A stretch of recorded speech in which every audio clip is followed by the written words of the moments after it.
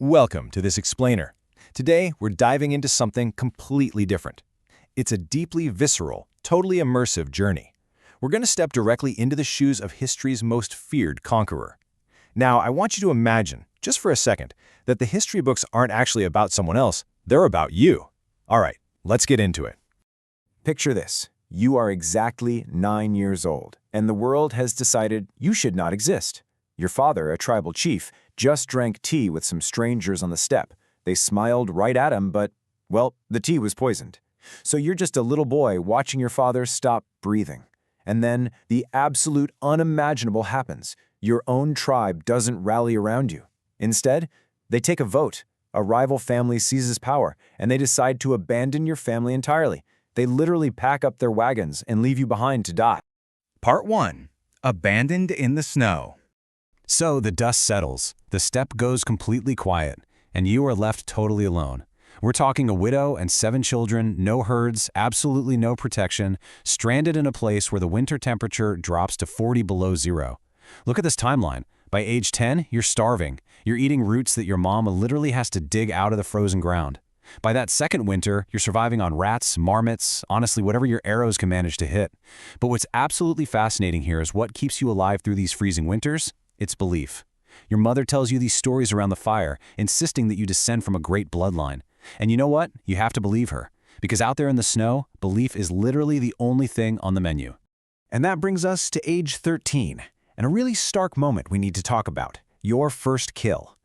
See, you have an older half-brother who starts stealing food from your starving siblings. A fish here, a bird you shot there.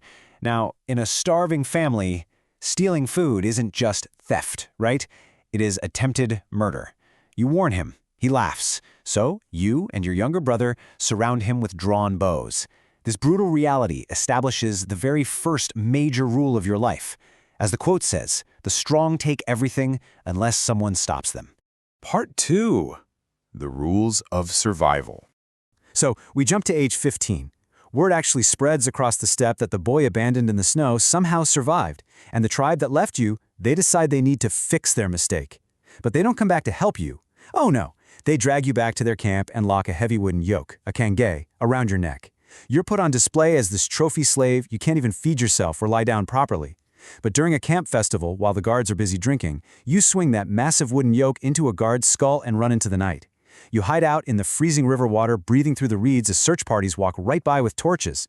Then suddenly a stranger spots you. You're just a half-frozen boy trapped in a wooden prison. The stranger looks right at you and then just walks away in silence. Later on, he and his family actually risk their own lives to hide you. From that stranger's sheer silence, you learn a massive, profound lesson. Loyalty cannot be forced. It must be earned. This single, incredibly powerful principle, it becomes the absolute bedrock of your future armies. You never, ever forget the man who owed you nothing, but gave you everything. Part 3. Blood brothers and enemies. As we move into your late teens and early 20s, life actually softens up for a minute. You marry Bort, a girl who was promised to you back when your dad was still alive. But of course, the peace doesn't last. Raiders attack your camp at dawn, and Bort is captured. So you call in a favor from a man who owed your father a debt, and you get an army. You absolutely, ruthlessly burn through the raider camp at night and get your wife back. Now, she's pregnant when you pull her from the wagon, but you claim that boy as your own firstborn, basically daring anyone on the steppe to question it. And nobody does. But this kind of ruthlessness brings you to a massive ideological divide. You have a best friend, a blood brother named Jamuka. You've literally sworn oaths to him 3 times. You rise up together, but then you hit the classic problem. 2 men, 1 throne. Jamuka firmly believes power belongs exclusively to noble blood. But your philosophy? You promote shepherds and blacksmiths to generals just because they're actually good at the job. And because of this strict meritocracy, the talented poor start abandoning Jamuka in droves to come join your camp. Well, Jamuka declares war, and this conflict goes from political to deeply, terrifyingly personal. 70. To send a horrific message, Jamuka captures your allies and boils 70 of them alive. Just like that, your blood brother becomes your absolute greatest enemy. Part 4. Becoming Genghis Khan.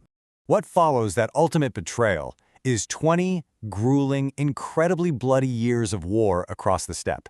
You lose battles. Actually, you lose absolutely everything, twice. But you win it all back. One by one, you either beat the tribes into submission or convince them to join you, which, honestly, under your rule, is pretty much the exact same thing. Eventually, Jamuka is betrayed by his own men and handed right over to your tent. Remembering your golden rule about loyalty, you execute the traitors who sold him out, and you offer your old friend his life. He refuses. He asks for a noble death instead, which you give him.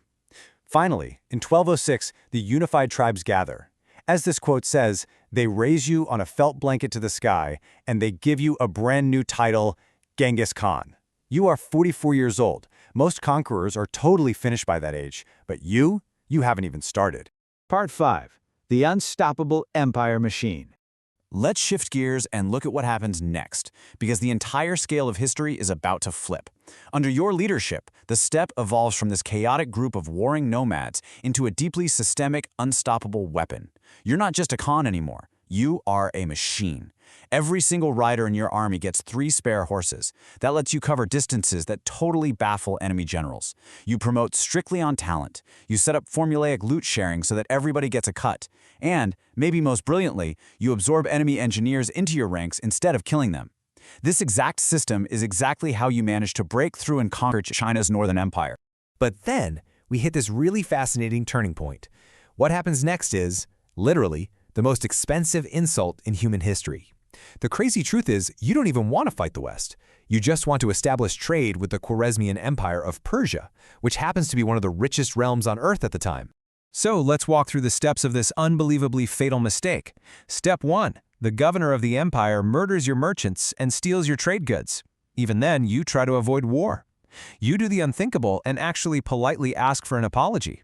But step 2, the Shah gets arrogant. He humiliates your ambassadors, burns off their beards, and sends them packing. Step 3 is the devastating result. Within 4 years, 1,000-year-old cities are completely wiped from the map. The Shah's entire empire is destroyed, and he dies hunted and alone on a tiny island. You never wanted the war, but man, you absolutely finished it. Part 6. The Ultimate Price. We're now at the final chapter of your life. You're 65 years old. You're old, you're tired, but you're still out there on campaign, mainly because war is literally the only thing you know how to do. In August 1227, in a war camp, you suffer a fatal fall from a horse. The injury just never heals. The boy the steppe threw away finally stops breathing. But look at what you leave behind. A staggering legacy, an empire 4 times the size of Rome's. Yet look at the contrast here on the slide. Your soldiers carry your body home in absolute secret. You're buried in an unmarked grave on a grassy hill, and its location is completely unknown to this day. 8 centuries later, people are still out there looking for it. It's this incredible paradox, right? The most expansive empire in human history, built by a boy left in the snow, ending in total, permanent secrecy. Which brings us to our final thought to close out this explainer. Looking back at this insane journey, I think it's pretty safe to say the tribe abandoned the wrong kid. But having walked through all this with me, knowing the freezing temperatures, the starvation, the brutal betrayals, and just the sheer willpower it took simply to make it to age 15, in his shoes, would you have survived? Thank you so much for joining me for this explainer. I really hope it sparks some deep reflection for you, and I will see you next time.